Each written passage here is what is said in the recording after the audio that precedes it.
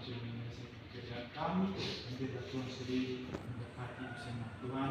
Sore hari ini kami ada dalam suasana sukacita, kami akan mendengarkan materi tentang alam sebagai ibu kehidupan. Tuhan berkati kami, Tuhan. Mampukan kami, berkati adik-adik yang akan mendengarkan materi ini, biarlah Roh Kudus memampukan mereka sehingga mereka bisa mengerti, memahami akan materi ini. Dan bukan hanya sekedar itu saja Tuhan, lebih daripada itu mereka mampu melakukannya di dalam kehidupan mereka pada saat Tuhan. Berkati kami semua pada saudari hidup. Dan subtemanya alam sebagai ibu kehidupan. Nah, teman-teman yang bawa kitab, mari kita lihat di Kejadian 1 ayat yang ke-28 sebagai ayat rujukan dari materi kita pada sore hari ini. Teman-teman yang bawa kitab, kita boleh buka di Kejadian pasal yang pertama ayat yang ke-28. Saya akan membacakan untuk kita lihat. Allah memberkati mereka, lalu Allah berfirman kepada mereka, beranak cuculah dan bertambah banyak, penuhilah dan taklukkanlah itu, berkuasalah atas ikan-ikan di laut dan burung-burung di udara, dan atas segala binatang yang merayap di bumi. Satu kali lagi, teman-teman, saya ingin bertanya kepada teman-teman sekalian. Nah, di dalam proses kehidupan teman-teman yang pernah teman-teman temui, apakah teman-teman pernah melihat kejadian seperti kebakaran, ini bertemu dengan sampah, banjir? Apakah ada teman-teman yang melihat akan bencana-bencana ini? Nanti itu adik-adik sampaikan itu juga memiliki dampak yang besar. Ada siapa yang berani? Apa saja dia, kalau adik-adik omong ya tepat-tepat juga tidak apa-apa, karena ini bagian dari proses. Ada situ orang yang tiga orang ini.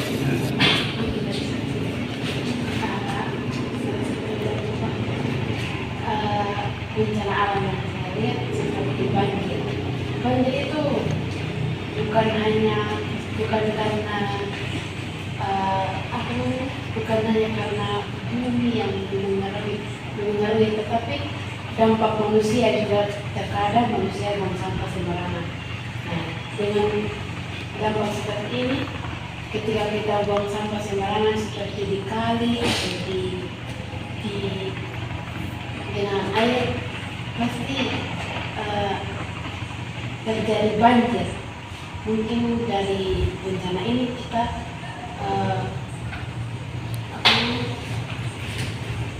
bisa membuat bisa dibuang sampah pada tempat.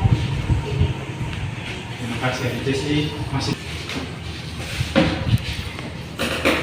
Terima kasih atas waktu yang diberikan kepada saya. Saya akan menyampaikan tentang sampah. Sampah itu ada dampak negatifnya dan ada dampak positifnya. Dampak negatifnya biasanya kita membuang sampah sembarangan dan sampah yang menumpuk bisa timbul, bisa banyak nyamuk dan terjadi demam berdarah atau malaria. Dan dampak positifnya bisa kita daur ulang menjadi alat-alat kreatif, bahan-bahan kreatif. Dan sampah juga bisa diolah menjadi pupuk, bahkan bisa menyuburkan tanaman juga. Terima kasih. Oke, terima kasih adik-adik yang sudah berbagi pengalaman. Nah, itulah yang seringkali kita temui, yang seringkali terjadi di dalam kehidupan kita saat ini. Apalagi dengan kondisi bumi pada saat ini membuat pemanasan global semakin memperpanjang akan musim kemarau ini. Yang buktinya, yang tahun lalu kita tanam itu di bulan September sudah ada mulai tanam, di bulan Oktober sudah ada. Sekarang bulan November baru beberapa, dan bahkan ini jagung baru begini. Kalau yang ikut tahun lalu mungkin jagung sudah begini pas bulan November. Nah, itulah dampak daripada ulah manusia yang tidak merawat bumi ini, seperti pembakaran padang dan pembuangan sampah. Teman-teman, berdasarkan pengalaman, hari ini kita akan belajar bersama-sama tentang alam sebagai kehidupan. Dari apa yang teman-teman sampaikan tadi, berbagi pengalaman, itu menjadi garis besar dari pembahasan kita hari ini. Kita sebagai manusia sangat bergantung pada alam. Kita bisa setuju akan kalimat ini. Kita sebagai manusia, kita sangat bergantung pada alam. Kita bisa setuju? Setuju. Ya. Tanpa alam, kita tidak akan berbuat apa-apa. Kita hidup di alam dan kita hidup dari alam. Kita hidup di alam dan kita hidup dari alam. Artinya bahwa kita ada di bumi ini dan atau lebih tepatnya di alam, dan dari alam itulah kita hidup. Artinya bahwa kita mendapatkan makanan dari alam itu. Nah, contohnya kita sebagai petani, pekerjaan orang Sumba pada umumnya itu lebih ke bertani, atau ada juga yang PNS, tapi lebih dominannya ke petani. Nah, kita bisa makan, kita bisa bertahan hidup, itu semuanya dari tanah. Kita bisa hidup saat ini, kita bisa terus berkembang, itu hasil makan, apa yang kita makan itu hasil dari alam.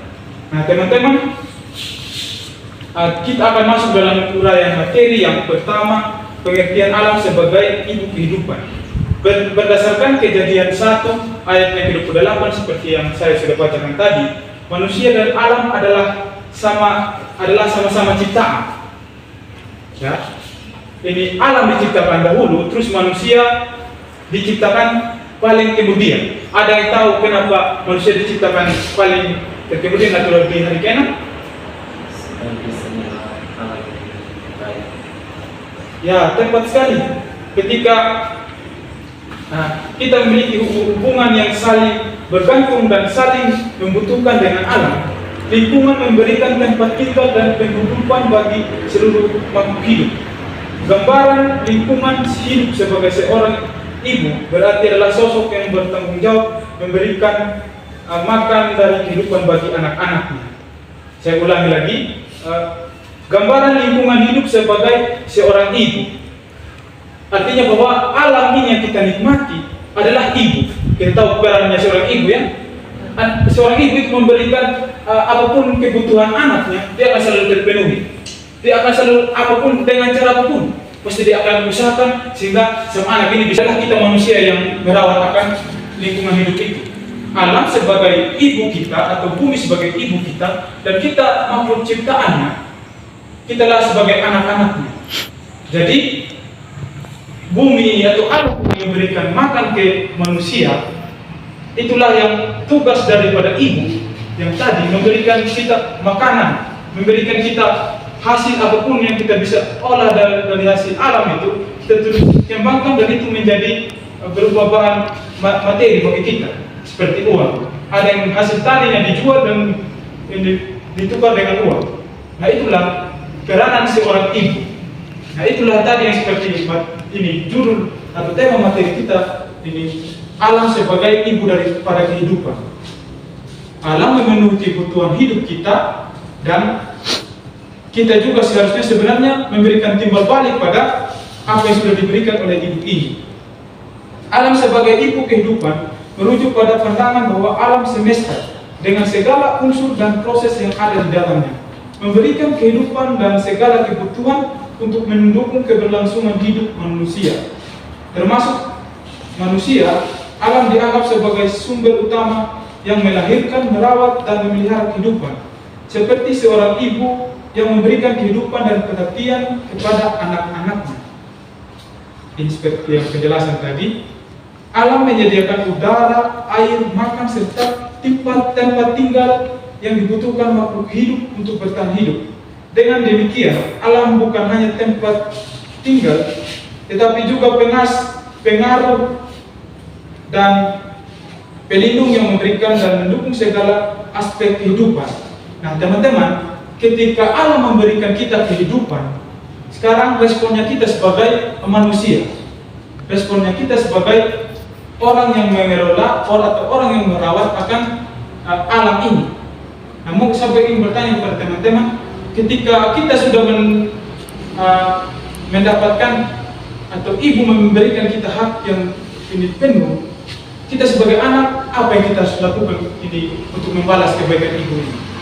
Atau contohnya kita punya ibu ini, ibu memberikan kita makan, minum dan memenuhi kebutuhan kita, dan teman-teman apa yang lakukan untuk membalas kebaikan ini? Mungkin satu dua orang berbagi pemahaman, pendapat, mungkin bisa berbagi cerita mungkin. Dan ini lebih pada kita berdiskusi sering bersama, iya, karena ini juga sangat penting bagi kehidupan sosial saat ini. Mungkin teman-teman, ketika ibu memberikan kita hak kita terpenuhi, apa yang kita lakukan sebagai anak?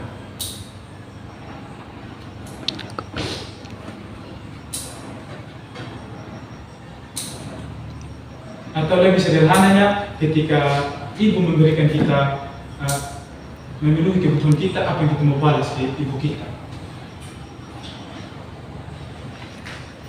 Saya mau berbagi pemahaman. Ada jadi muslim. Atau ketika ibu kita sudah memenuhi kebutuhan makan kita, baru kita sudah dewasa atau sudah besar, baru kita lari tinggal ke penyi. Atau ada yang di sini yang seperti itu? Tidak. Nah, sama juga dengan alam, dengan bumi ini. Ketika alam memenuhi kebutuhan hidup manusia, ketika alam memberikan makan pada manusia, lalu manusia hanya tinggalkan di bumi tanpa dia merawat lagi. Nah, memang tidak, karena ketika seorang ibu memberikan haknya kepada anak juga harus lebih berbalas budi. Iya, lebih ke membalas kebaikan yang dikasih oleh ibu ini. Kita sebagai anak-anak remaja, sebagai anak muda, sebagai tulang punggung gereja, kita perlu menyuarakan akan hal ini, karena ini adalah masalah yang serius pada saat ini. Dengan kehadirannya ini pembangunan lebih tepatnya di Sumba Timur, semakin membuat daerah kita ini semakin rusak. Contohnya PT MSN, siapa yang tahu PT Gula di sini di Wang? Nah, itu adalah salah satu dampak juga bagi lingkungan kehidupan. Ketika pembangunan itu terjadi, banyak ekosistem yang rusak. Tempat tinggal burung-burung, hewan-hewan yang ada di hutan semakin terdesak atau mereka tidak ada lagi tempat tinggal. Mereka mencari tempat perlindungan lain lagi. Nah, kita sebenarnya manusia, kita perlu menjaga akan alam ini. Kita perlu merawat akan bumi ini, ketika bumi memberikan kita makan, minum, dan kita juga harus berbalas budi. Teman-teman, mungkin itu saja materi yang saya bagikan hari ini, dan